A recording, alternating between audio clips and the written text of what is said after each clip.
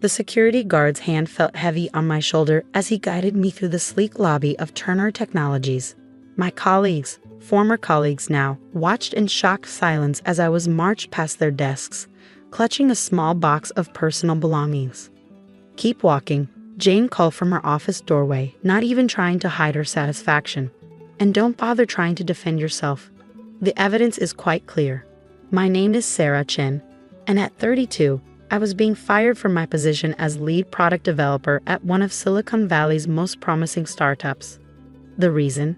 Supposedly, I had leaked confidential product designs to our biggest competitor. But Jane Parker, my colleague of 3 years, had no idea she was walking into a trap I'd spent months preparing. As the glass doors closed behind me, I caught one last glimpse of Jane's triumphant smile. She thought she'd won, thought she finally eliminated the obstacle to her advancement. What she didn't know was that for the past 6 months, I'd been documenting her every move. It started with small things, missing files from my computer, project timelines mysteriously changed, crucial emails that never reached their recipients. At first, I thought I was being paranoid. Jane had always been competitive, but sabotage seemed extreme even for her. Then came the meeting that changed everything. I'd forgotten my laptop charger in the conference room late one evening and returned to find Jane in an intense discussion with Marcus Reynolds, VP of Development at our biggest rival, Nexus Systems. I ducked behind a pillar, my heart racing as I heard Jane's words clearly through the partially open door. "Once Sarah's gone, you'll have everything you need. The Augustine Project will be completely vulnerable." The Augustine Project, my baby, the revolutionary AI system I'd been developing for 2 years. That's when I knew I had to protect myself. I pulled out my phone as I walked to my car, checking the encrypted folder where I'd stored everything. Video footage from hidden cameras I'd installed in my office after the first signs of tampering. Audio recordings of Jane's clandestine meetings captured by the modified smartwatch I'd started wearing. Email trails showing systematic attempts to undermine my work, all traced back to an IP address that wouldn't lead to my home network. A text lit up my screen, marked from Matt. "She's trying to access your old files. Should I activate Protocol Delta?" "Yes," I replied, a small smile playing at my lips. Protocol Delta was a trap we'd set up weeks ago, a fake set of project files that would leave a clear digital trail back to the source of the leak. Back to Jane. My phone buzzed again, this time with a message from David, my contact at the FBI's Cybercrimes Division. "Everything's in place. Give the word and we move." I took one last look at the Turner Technologies building before starting my car. Jane had played her hand perfectly, building a case against me for months. The fabricated evidence she'd planted, the whisper campaign she'd started among our colleagues, the careful manipulation of our project data. It was almost admirable in its thoroughness. What she hadn't counted on was that I'd seen it coming from the beginning. Every move she'd made had only strengthened my position, adding to the mountain of evidence I'd collected. She thought today was her victory, but it was really just the start of her downfall. The next morning, I sat in a quiet cafe across from Turner Technologies, watching the chaos unfold through the wall of windows. FBI agents moved in and out of the building while employees gathered in small clusters, whispering among themselves. My phone hadn't stopped buzzing since dawn. First came the panicked text from Jane. "What did you do? The FBI is here. We need to talk. Now." Then messages from colleagues. "Oh my God, Sarah, we had no idea. They're going through Jane's computer. Why didn't you tell us?" I sipped my coffee calmly, remembering the moment everything had clicked into place 3 months ago. I'd been working late, reviewing security footage from my hidden cameras, when I noticed something odd. Jane wasn't just meeting with Marcus Reynolds from Nexus Systems. She was meeting with representatives from 3 other competing companies. That's when I realized this wasn't just about corporate espionage. Jane was playing a bigger game, selling our technology to multiple bidders while setting me up to take the fall. My phone lit up with a call from Agent Wilson. "It's done," she said without preamble. "We've seized her devices and found everything exactly where you said it would be. The encryption keys were in her desk drawer, just like you predicted." I smiled, thinking about Jane's predictable habit of writing down passwords she couldn't remember. And the offshore accounts?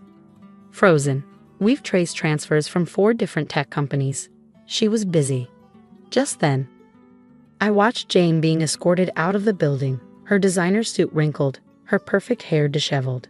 No security guard's hand on her shoulder. Instead, she was flanked by FBI agents, her hands cuffed behind her back. My phone buzzed again, this time from Marcus Reynolds himself. I'm prepared to cooperate fully. Jane misled us about the source of the information. Of course she had. Jane had probably told each company they were getting an exclusive deal, playing them against each other while collecting payments from all of them. Richard Turner, the company's CEO, was next to call. "Sarah," he said, his voice heavy with regret. "We owe you an apology, a big one." "Yes," I replied simply. "You do. The board is meeting in an hour. We want you back, obviously, with a promotion and full control of the Augustine project." I watched as more FBI agents emerged from the building carrying boxes of evidence. "I'll think about it." "Sarah, please. You've been crucial to this company's success." What Jane did, we should have seen it. Should have questioned things when she brought those allegations against you. I thought about all the late nights I'd spent building the Augustine project, the breakthroughs and setbacks, the moments of doubt and triumph. I thought about how quickly they believed Jane's lies, how easily they discarded my years of loyalty. You know what the worst part was? I said finally, not that Jane betrayed me. I expected that from her. It was that none of you, not one person in leadership, stopped to ask why a developer with my track record would suddenly turn corporate spy. Silence on the other end of the line. "I'll have my lawyer contact you about the terms of my return," I continued. "Things will need to change." 1 month later, I stood in front of Turner Technologies' board of directors, presenting the completed Augustine project. The same conference room where I'd been accused of corporate espionage now felt different, smaller somehow, less intimidating. "The AI system is fully operational," I explained, clicking through my presentation. "And thanks to the security protocols we implemented after the incident, it's now completely tamper-proof." Richard Turner nodded approvingly from his seat at the head of the table. The past month had brought massive changes to the company's leadership structure. 3 board members had resigned after their connections to Jane's schemes came to light. The head of security had been replaced, and I had been promoted to Chief Technology Officer with a seat on the board. My phone buzzed quietly, a message from Agent Wilson.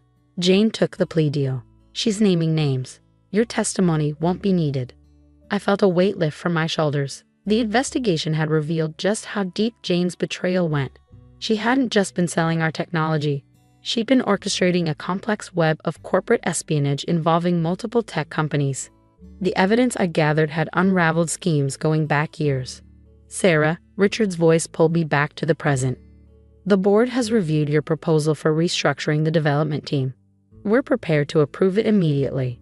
I looked around the room at the faces watching me, some familiar, some new. The old guard who had doubted me were gone, replaced by people who understood the value of integrity over office politics. "Actually," I said, setting down my presentation remote, "I have a counter-proposal." The room went quiet. I pulled up a new slide, one I prepared just that morning. Jane's actions exposed more than just corporate espionage. They revealed fundamental flaws in how we operate. The ease with which she manipulated our systems, turned colleagues against each other, and nearly destroyed years of work. It all points to a culture that needs to change. I clicked to the next slide, showing my plan for a complete organizational overhaul. New transparency protocols, enhanced security measures, regular external audits, but most importantly, a revised company culture that valued collaboration over competition. The Augustine project isn't just an AI system, I continued. It's a chance to redefine how we work, how we trust, how we build things together. Later that afternoon, I walked through the office, noticing how different everything felt. Jane's old office had been converted into a collaborative workspace. Her nameplate, once prominently displayed, was gone, replaced by a team board where developers shared ideas freely. My phone buzzed with a text from Marcus Reynolds, now a cooperating witness. "Nexus Systems Board just resigned. The industry is in chaos." I smiled, remembering Jane's words as I was escorted out that day. "No one will hire you after this scandal." She had been so certain of her victory, so confident in her ability to destroy me, that she never stopped to consider she might be the architect of her own downfall. In my new office, The CTO's office. I found a small package on my desk. Inside was a framed photograph of me with my development team, taken the day we first launched the Augustine project's prototype. Before Jane's betrayal, before the investigation, before everything changed. Below it was a note from Richard. You didn't just save the project, you saved our company's soul. I placed the photo on my wall, next to my new board member credentials. A reminder not just of what I'd overcome, but of what I built from the ashes of betrayal. That evening, as I prepared to leave, I received one final message, an email from Jane's prison account. I underestimated you. I never saw it coming. I didn't respond. Instead, I gathered my team for our evening development meeting. As I looked around at their faces, eager and trusting, I realized something important. Jane had tried to destroy me by exploiting the trust I placed in others. Instead, she had only proven why that trust, when placed in the right people, was so powerful. The Augustine project was officially launching next week. Our stock was at an all-time high. And more importantly, we had built something that couldn't be stolen or sold. A team founded on integrity, transparency, and genuine collaboration. As I drove home that night, I thought about how different things could have been if I hadn't trusted my instincts, hadn't prepared for Jane's betrayal. Sometimes the best defense isn't just about protecting yourself. It's about being ready to rebuild something better from the ruins of betrayal. Jane had wanted to kill my career. Instead, she had only succeeded in making me stronger, wiser, and more determined than ever. Sometimes I realized your greatest victories come disguised as your worst defeats. The next morning, as I walked into Turner Technologies, my employee badge now reading Chief Technology Officer, I couldn't help but smile. Jane had tried to write the ending to my story, but instead, she had only set the stage for its real beginning. And this time, I was writing it on my own terms.